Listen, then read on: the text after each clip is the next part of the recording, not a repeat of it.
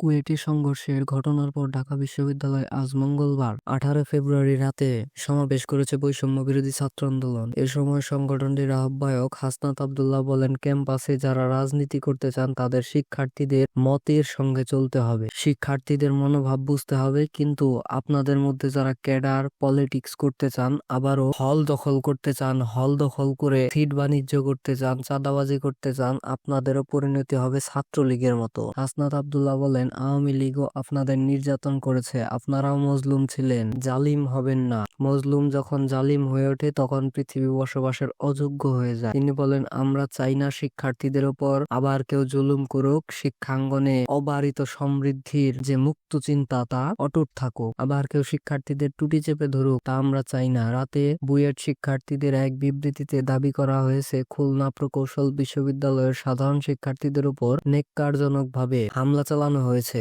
গতকাল কুয়েটের সাধারণ শিক্ষার্থীদের মাঝে ছাত্রদল নিজেদের ফর্ম বিক্রির কার্যক্রম চালায়। এর প্রতিবাদে সাধারণ শিক্ষার্থীরা নিজেদের অবস্থান ব্যক্ত করতে চাইলে সেখানে হামলা চালায় বহিরাগত ছাত্রদল নেতাকর্মীরা। তবে জাতীয়তাবাদী ছাত্রদলের সাধারণ সম্পাদক নাসির উদ্দিন নাসির তার ফেসবুক পেজে দাবি করেছেন, খুলনা প্রকৌশল ও প্রযুক্তি বিশ্ববিদ্যালয়ে এই সাধারণ শিক্ষার্থী ও বৈষম্য বিরোধী ছাত্র আন্দোলনের ব্যানারকে অপব্যবহার করে ফর্ম বিতরণের অভিযোগ এনে ছাত্রদল নেতাকর্মীদের উপর গুপ্ত সংগঠন শিবির ও নিষিদ্ধ ঘোষিত সংগঠন ছাত্রলীগের কতিপয় সশস্ত্র সন্ত্রাসীদের নৃশংস হামলা চালিয়েছে। খুলনা প্রকৌশল ও প্রযুক্তি বিশ্ববিদ্যালয় ক্যাম্পাসে বৈষম্য বিরোধী ছাত্র আন্দোলন ও ছাত্রদলের নেতাকর্মীদের মধ্যে সংঘর্ষ শুরু হয় দুপুর 12:30টার দিকে। এক পর্যায়ে বিশ্ববিদ্যালয়ের প্রধান ফটক থেকে ক্যাম্পাসের আশপাশের এলাকায় সংঘর্ষ ছড়িয়ে পড়ে।